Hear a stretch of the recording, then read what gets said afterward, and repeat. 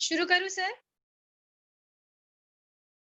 बच्चों, मेरा नाम अनीता उपाध्याय है और मैं आपको कक्षा 9वीं का विषय विज्ञान भाग 2 का आप लोगों को उपद्रवी एवं उपयोगी सूक्ष्म जीव जो आपका पाठ है, उसमें से बच्चों में आप लोगों को उपद्रवी सूक्ष्म जीवों के बारे में आज बताने वाली हूँ। ठीक है बच्चों, तो ध्यान से सुनिएगा और अगर आपको कोई भी किसी भी प्रकार के डाउट्स होंगे तो लास्ट में हम 10 मिनट डाउट सॉल्विंग सेशन रखेंगे। ठीक है बच्चों, तो चलिए हम शुरू करते हैं। मैं अभी एक पीपीटी शेयर करूंगी और उसके साथ ही साथ मैं आप लोगों को एक्सप्लेनेशन भी देती जाऊंगी।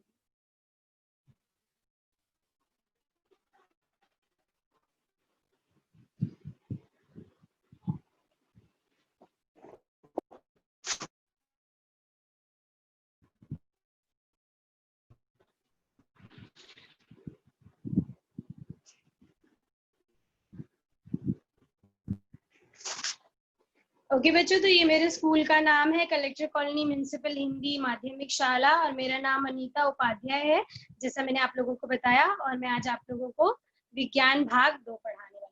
ठीक है बच्चों, तो सबसे पहले उपद्रवी या उपयोगी जानने से पहले हमें ये जानना जरूरी है कि सूक्ष्म जीव क्या है बच्चों। अब आप लोगों को नाम से ही पता चल रहा होगा बच्चों कि सूक्ष्म जीव मतलब ऐसे जीव जो बहुत ही सूक्ष्म हैं, बहुत ही छोटे हैं और जिन्हें आप अपनी नंगी आंखों से नहीं देख सकते। इन्हें देखने के लिए आपको विज्ञान के कुछ टूल्स की आवश्यकता पड़ेगी, कुछ उपयोगी उपकरणों की आवश्यकता पड़ेगी। तो जिस उपयोगी उपकरण के द्वारा आप इन सूक्ष्म जीवों को देख सकते हो, उन्हें हम कहते हैं सूक्ष्मदर्शी या माइक्रोस्कोप, जो आप लोगों ने अपने विज्ञान के लैब में देखा होगा बच्चों।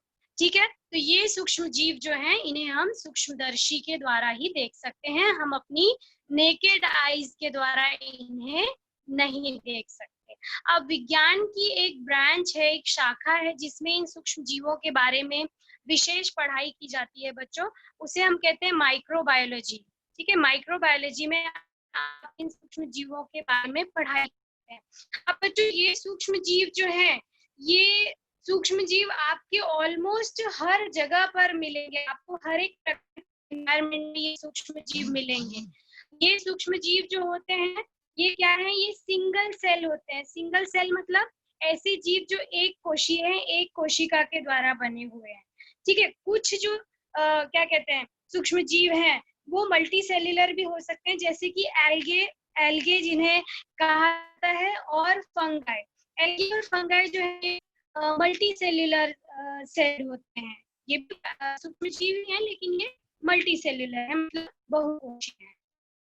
अब ये हर एक प्रकार के एनवायरनमेंट में पाए जाते हैं बच्चों, चाहे बहुत ठंडी जगह हो, चाहे बहुत गर्म जगह हो, चाहे वो डेजर्ट हो, क्या कहते हैं डेजर्ट हो, मरुस्थल हो या फिर किसी भी प्रकार का मार्शी लैंड हो, ये हर प्रकार के एनवायरनमेंट में ये माइक्रो ऑर्गेनिजम्स जो है पाए जाते हैं। अब जैसा कि आप इस पीपीटी प्रेजेंटेशन में देख पा रहे होगे बच्चों, इस स्लाइड में आप देख रहे होगे कि उनके विभिन्न आकार भी होते हैं, कुछ दंडाकार होते हैं, कुछ गोलाकार होते हैं, कुछ सर्पिलाकार होते हैं। विभिन्न माइक्रो ऑर्गेनिज्म जो है वो सूक्ष्म जीव जो है पाए जाते हैं।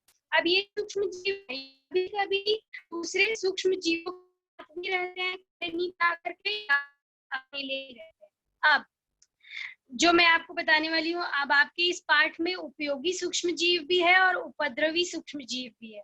तो मैं जो आपको बताने वाली हूँ बच्चों, वो उपद्रवी सूक्ष्म जीवों के बारे में बताने वाली हूँ। अब जैसे आपकी क्लास में ना कुछ उपद्रवी बच्चे भी होते हैं, कुछ अच्छे, मतलब टीचर के लिए नजर में अच्छे बच्चे। तो आज हम लोग वो उसी टाइप के कुछ उपद्रवी सूक्ष्म जीवों के बारे में देखने वाले हैं बच्चों।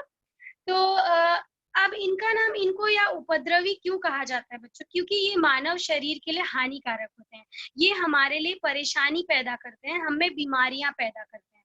ठीक है, तो इन्हीं इसीलिए कहा जाता है कि ये हमारे लिए अच्छे नहीं है, हमारे शरीर में ये हानि पैदा कर रहे हैं, बहुत सारे विकार पैदा कर रहे हैं, बहुत सारे रोग पैदा कर रहे हैं, इसीलिए ये क्या है बच्चों, ये उपद्रवी है। ठीक है, तो उसमें से एक उपद्रवी का नाम है यहाँ पर क्लोस्ट्रीडियम। ठीक है बच्चों, अब ये जो क्लोस्ट्रीडियम है, ये क्लोस्ट्रीडियम जो है, ये एक ये भी बहुत सारे एनवायरनमेंट में पाया जाता है, बहुत से प्रकार के एनवायरनमेंट में पाया जाता है, बहुत से सोर्सेज हैं इसके, बहुत से स्रोत हैं, ठीक है। तो ये ह्यूमन बॉडी में, ये मानवीय शरीर में इंटेस्टाइन्स, आंतों में भी पाया जाता है और कुछ एनिमल्स में भी पाया जाता है बच्चों। अब इसकी एक वैरायटी, इसकी एक प्रजाति है जिसे हम कहते हैं क्लोस्ट्रीडियम परफ्रिंजेंस। ये रॉ मीट या जो कच्चा मांस होता है, कच्चा मांस और जो मुर्गी का मांस होता है, उस पर भी ये सूक्ष्म जीव जो है वो पाया जाता है बच्चों।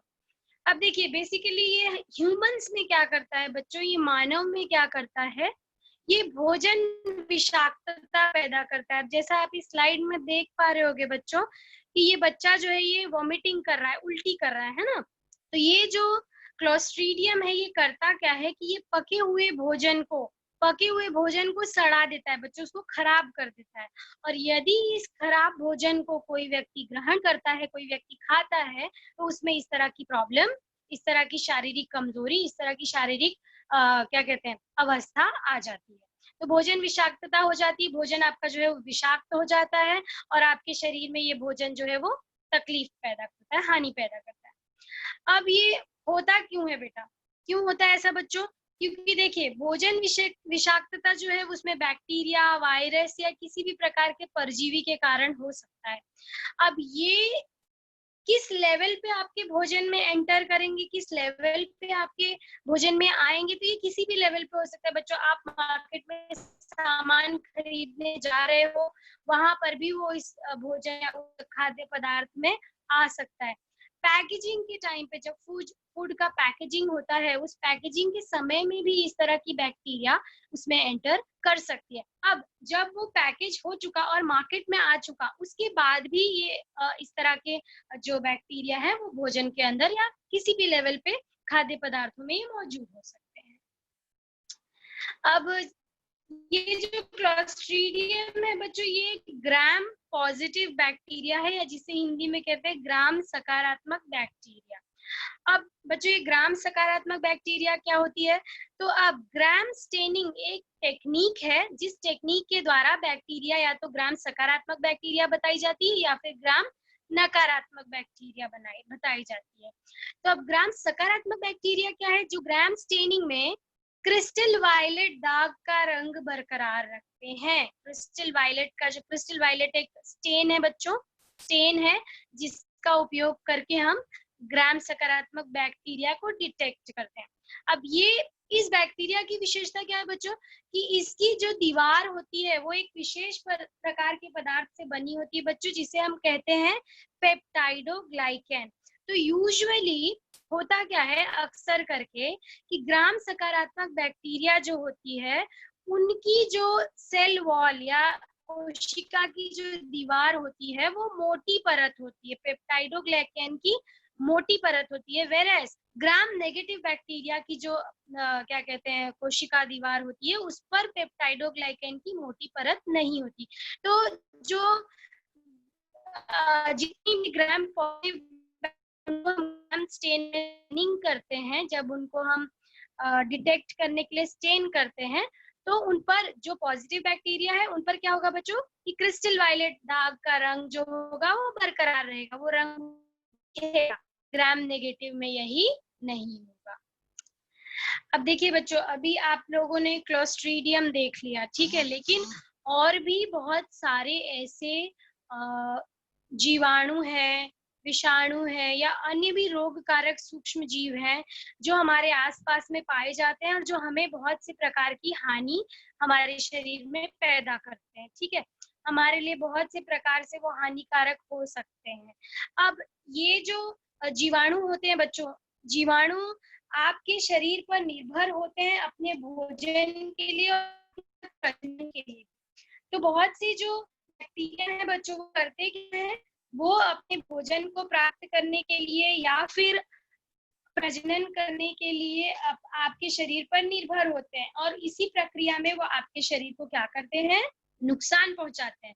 जो ये पैथोजेंस, इन्हें पैथोजेंस या रोग कारक सूक्ष्मजीव भी कहा जाता है बच्चों, ये बहुत से माध्यम से आपके शरीर में आ सकते हैं। जब भी आप एयर ब्रीथ करते हो, आप करते हो उसके द्वारा ये आपके शरीर में आ सकते हैं।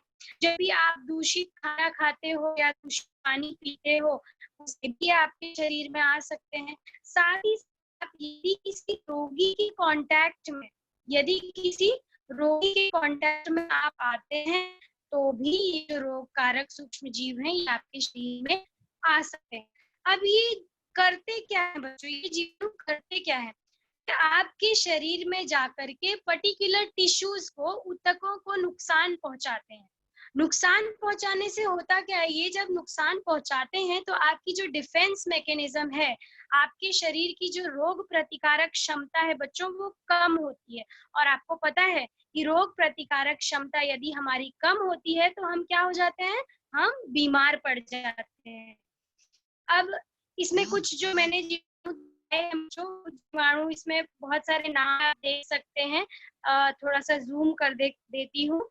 जैसे कि स्ट्रेप्टोकोकस निमोनिया, टिटेनस आप लोगों ने सुना होगा, टिटेनस हो जाता है। जैसे आप कहीं कहते हैं कि इंजेक्शन ले लो नहीं टिटेनस हो जाएगा, तो ये टिटेनस होता है, ये क्लोस्ट्रीडियम टिटेनी की वजह से होता है।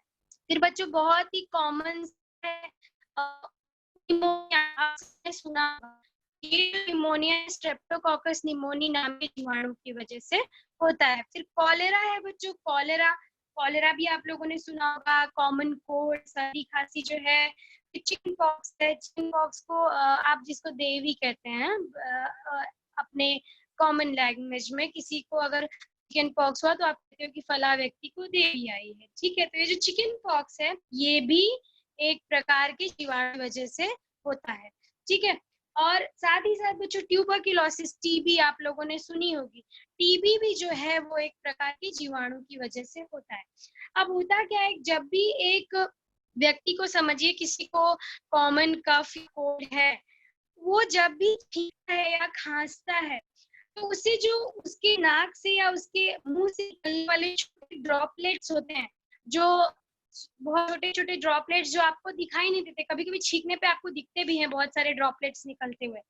ये जो ड्रॉपलेट्स हैं इनमें बहुत सारे बीमारी फैलाने वाले जंतु होते हैं। जब सामने कोई हेल्दी पर्सन, कोई बीमारी नहीं है और वो उसके कांटेक्ट में आता है तो ये इस एयर के थ्रू से अंदर जा करके चला जाता है, एंटर कर लेता है और फिर वहां जा करके बहुत अलग अलग इन्फेक्शन या बीमारियां पैदा करता है। अब अगला है बच्चों विषाणु, ये बहुत ही वेल नोन विषाणु है आज के लिए। आज की समय में अगर आप सबने टीवी देखा होगा, एड देखा होगा, सैनिटाइजर बॉटल्स होगी तो ऐसा चित्र बच्चों आप लोगों ने देखा होगा। ये कोरोना वायरस का चित्र है। अब मैंने वायरस में स्पेसिफिकली कोरोना वायरस का चित्र ले लिया बच्चों। तो ये कोरोना वायरस है जिसे कोविड-19 भी कहा जा रहा है बच्चों। ये वायरस जो है, अब वायरस और बैक्टीरिया में पहले आपको अंतर बता दूं बच्चों, तो जो वायरसेस होते हैं ये बैक्टीरिया से भी छोटे होते हैं बच्चों, बहुत ही छोटे होते हैं। और ये है कि ये बिना किसी होस्ट के सरवाइव नहीं कर सकते, मतलब इन्हें एक्टिवेट होने के लिए किसी होस्ट की आवश्यकता होती है, बिना होस्ट के ये एक्टिवेट नहीं हो सकते हैं।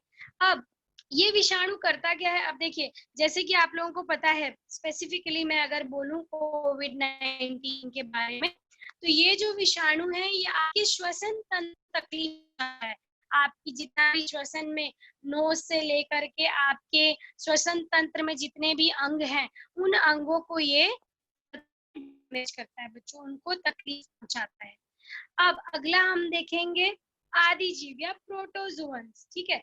अब ऐसा कहा जाता है बच्चों की जो आदि जीव है या जो बैक्टीरिया या वायरसेस हैं, ये जब से पृथ्वी का क्या कहते हैं, पृथ्वी पर जीवों की जो शुरुआत हुई है तब से ये पाए जा रहे हैं।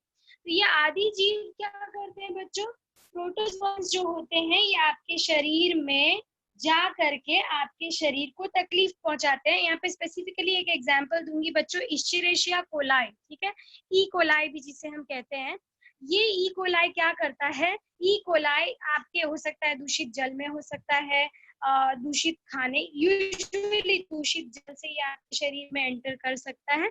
ये आपके आंतों में जाकर के तकलीफ पैदा करता है, जिससे कि आपको क्या कहते हैं, लूज मोशंस की तकलीफ हो जाती है।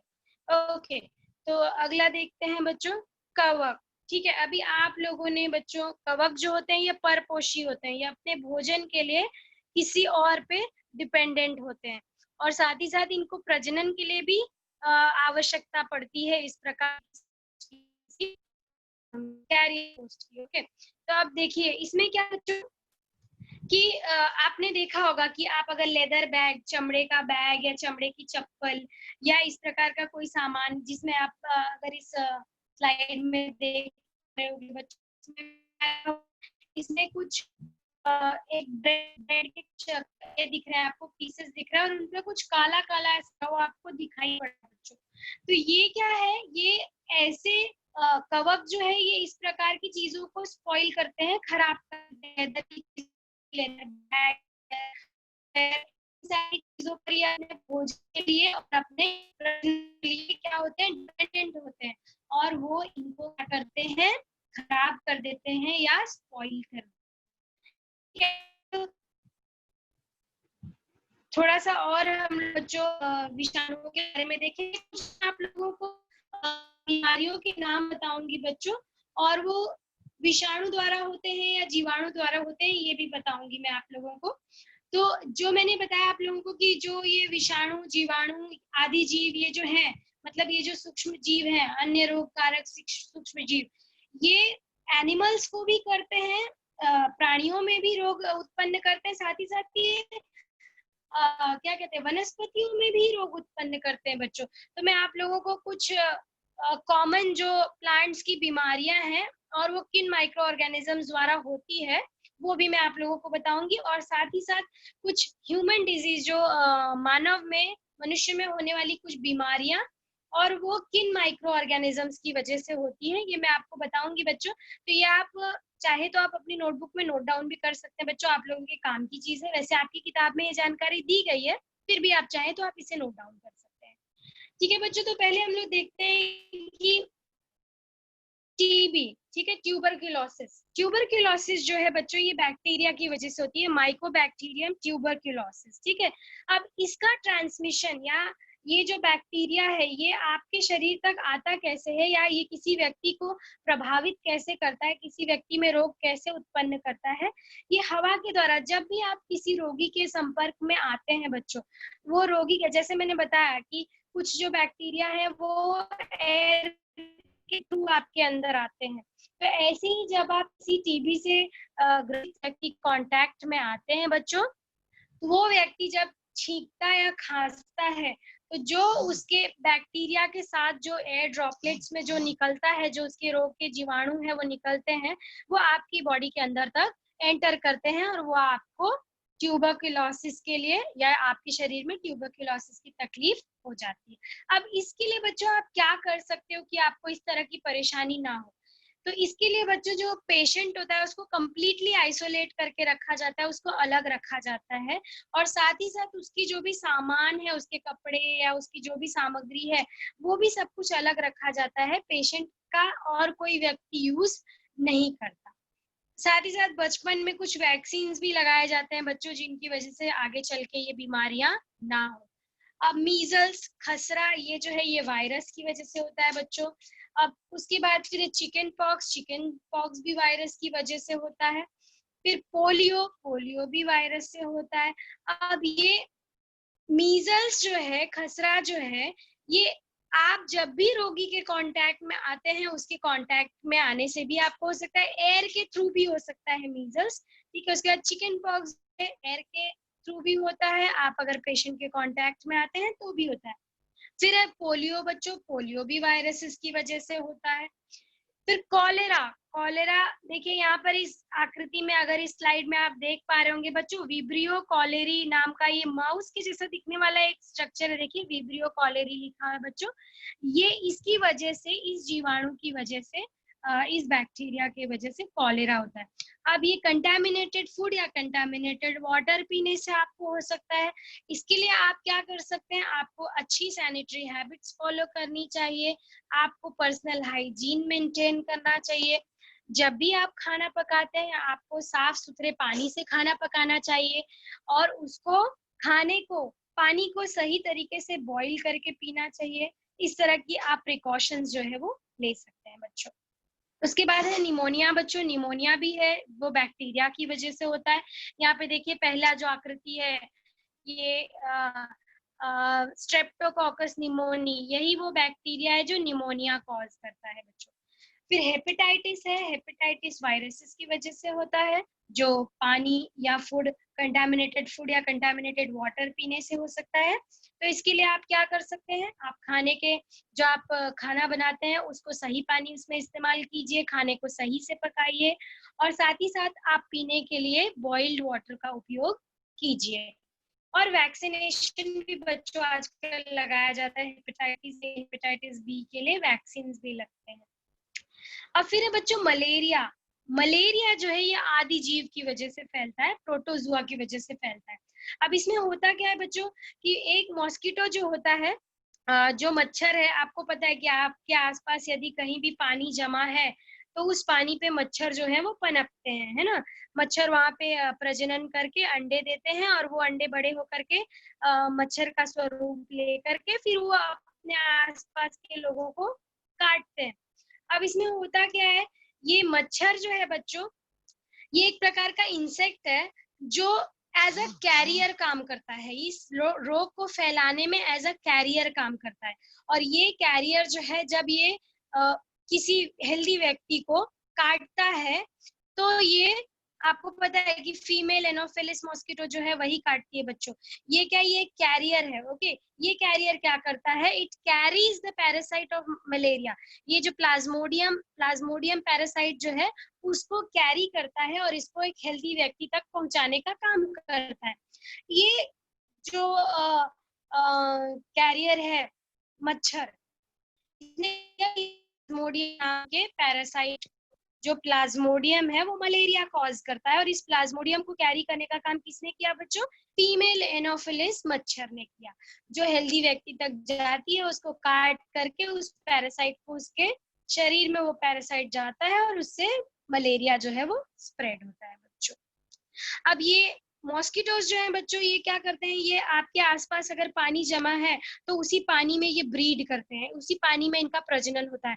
तो यदि आपके आसपास इस तरह का गंदा पानी ही नहीं रहेगा, यदि आपके आसपास का एनवायरनमेंट क्लीन होगा तो ये इस तरह के मच्छरों का ब्रीडिंग नहीं होगा और आप से बच सकते हैं। ठीक है बच्चों, तो मैंने आप लोगों को जीवाणु, विषाणु, आदि जीव और कवक के बारे में बताया। अब आज जो मैंने आपको टॉपिक लिया था वो मैंने आपको सूक्ष्म जीव जो है वो हमारे शत्रु किस तरह से हैं वो मैंने आप लोगों को बताया बच्चों। तो क्योंकि ये शत्रु इसलिए मैं इनको कह रही हूँ क्योंकि ये हमारे शरीर में रोग उत्पन्न करते हैं बच्चों। क्या करते हैं, ये हमारे शरीर में रोग उत्पन्न करते हैं, हमारे शरीर में उपद्रव करते हैं। हमारे शरीर में रोग उत्पन्न होने की वजह से हम अपने नॉर्मल काम जो है वो इजीली नहीं कर पाते, तो हम तकलीफ में रहते हैं, हम परेशानी में हो जाते हैं। तो हमें परेशानी देने वाला हमारा शत्रु ही होता है। तो इसीलिए जो सूक्ष्म जीवों को हमने आज देखा, क्योंकि वो उपद्रव मचाते हैं, हमें हानि पहुंचाते हैं, इसलिए वो हमारे शत्रु की तरह हुए। ठीक है बच्चों, लेकिन कुछ सूक्ष्म जीव ऐसे भी हैं बच्चों जो हमारे मित्र हैं। तो हो सकता है आगे आने वाले लेक्चर्स में आप लोगों को, जब भी मैं आप लोगों की क्लास लूंगी बच्चों, तो हो सकता है कि इन्हीं सूक्ष्म जीवों को मैं, प्यारे प्यारे सूक्ष्म जीवों को आप लोगों को बताऊंगी, जो क्या है, जो आपके मित्र होंगे। तो अभी हमने देखा उपद्रवी सूक्ष्म जीवों को, हो सकता है आगे आने वाले लेक्चर्स में हम आपके मित्र कौन कौन से सूक्ष्म जीव हैं ऐसे सूक्ष्म जीवों को देखेंगे बच्चों। तो थैंक यू बच्चों, आई होप आप लोगों को मेरा टॉपिक, और अगर आप लोगों को इसमें कोई डाउट है बच्चों तो आप लोग पूछ सकते हैं।